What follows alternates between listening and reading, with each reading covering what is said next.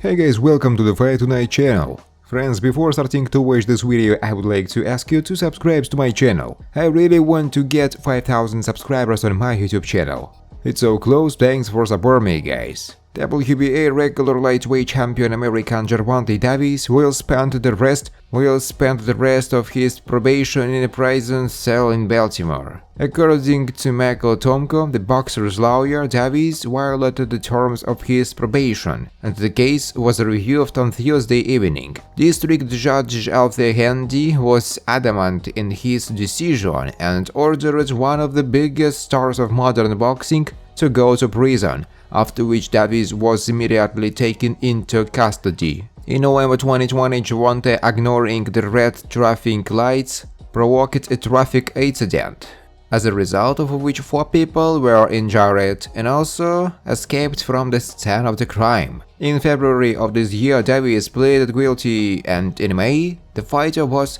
sentenced to a 90-day suspended sentence, as well as 200 hours of community service. Gervonta's punishment was to be served under the supervision of his coach Calvin Ward. Recall that Davis had his last fight on April 22nd at the T-Mobile Arena in Las Vegas, Nevada, United States, and defeated his compatriot Ryan Garcia by technical knockout in the 7th round. American Ryan Garcia admitted that after the fight with compatriot Gervonta Davis, he was disappointed in his team. The thing is that no one supported Ryan after the defeat and did not even come to the post-match press conference. Thank God that everything fell into place. If I had won, I wouldn't have seen it, and so I lost, and everyone abandoned me. Now I understand who really supports me. After the fight, no one was around, no one came to the press conference. Everything is so obvious.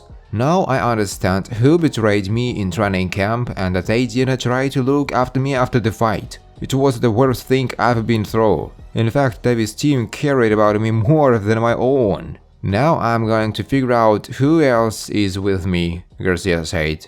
The famous American boxer Tony Tarver does not believe that the absolute lightweight champion Devin Haney can now beat his competitors in the weight category, Gervonta Davis and Shakur Stevenson. Can Haney beat Davis or Stevenson with what he has now? No, I don't think that Haney will beat them. But can he develop? We will have to see this, but he needs to do it quickly, because where he is moving will no longer be easy. There is Shakur nearby, Gervonta is also there. There is even a puncher like Ryan Garcia. Do you understand what I'm talking about? So he needs to learn the real lessons. I could talk to Haney about it in person, Tarver said. The holder of the regular WBA lightweight title Gervonta Davis claims that he dominated sparring with the current absolute champion of his division, Devin Haney. Davis is convinced that neither Haney nor Shakur Stevenson pose any particular danger to him at the moment. Only I can be myself. Gervonta Davis is the only person who can do this. Shakur Stevenson and Devin Haney can't even touch me. They were both in the ring with me and I broke them both. In a fight with Devin Haney, the chances are generally unequal. How can he keep me at a distance if he doesn't have the power? I sparred with him twice, and the first time his father took Devin out of the ring. I almost knocked him out in the Florida Mayweather gym. Did I tell you about it? Be ready, because I'm coming right behind you, Davis said. WBO welterweight title holder Terence Crawford believed that a former world champion in two-weight Shakur Stevenson is the best boxer in the world. Shakur Stevenson is number 1. My list of the best also includes Gervonta Davis, Saul Alvarez, Inoue, and Tyson Fury, Crawford said. Terence Crawford had his last fight against David Haney in December 2022. In this confrontation, Terence Crawford won by knockout in the 8th round. He has 39 wins, 30 by knockout, and no defeats. Stevenson last entered the ring against Shoichiro Yoshino in April of this year. This fight ended in favor of Shakur with a technical knockout in the 6th round. He has 20 wins, 10 by knockout to his credit without a single defeat. Gym partner Shakur Stevenson predicts Terence Crawford's fate against Errol Spence Jr. The fight for the top spot in final here. The boxing world will get to witness the clash between welterweight titans Errol Spence Jr. and Terence Crawford. This is one of the most anticipated fights in the sport, and the winner of this fight will be crowned as the next undisputed welterweight champion of the world. These two held the top two positions in the welterweight division for a long time, and this fight will provide the final verdict on who deserves the #1 spot in the division. The fight is scheduled for July 29th, and with still time to go for the fight,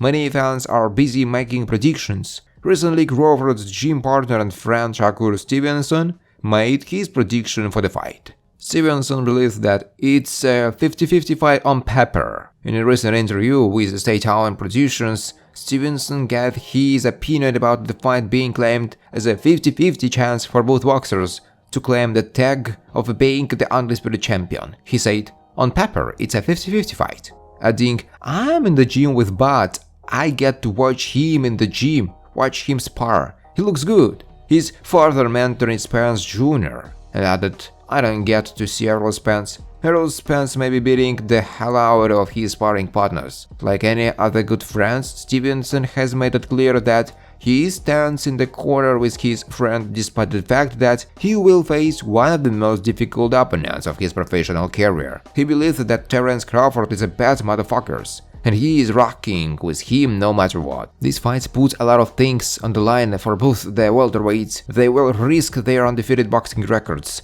to become one of the most accomplished welterweights ever.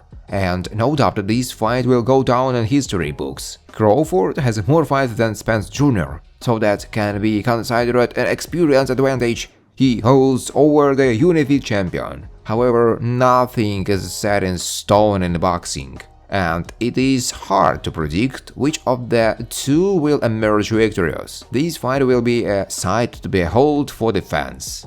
Gervonta Davis thought he will never get to the Devin Haney fight. While this Devin Haney himself has said he's open to facing Gervonta Davis, his most recent opponent says otherwise. Haney fought 12th round of early championship boxing recently, with the American retaining his undisputed lightweight titleist via unanimous decision. But many in the sport feel it should have gone the way. Haney opponents calls for every match that even he himself believes won't happen. The champion plots his next move, with options including Shakur Stevenson or Davis at 135 pounds, or vacating his belts and moving up to 130.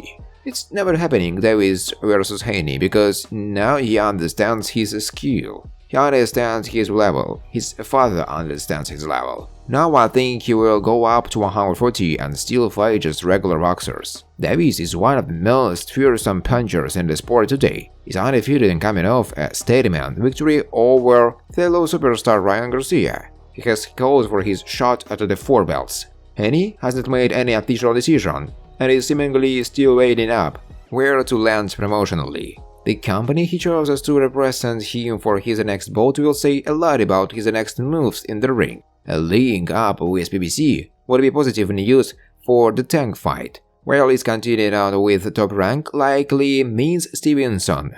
Finally, he could move back to Eddie Hearn's matchroom, something he has confirmed he's spoken to their promoter about, and challenge regular progress for the WBC title at super lightweight. Thanks for watching guys. If you like this video, please subscribe to my YouTube channel.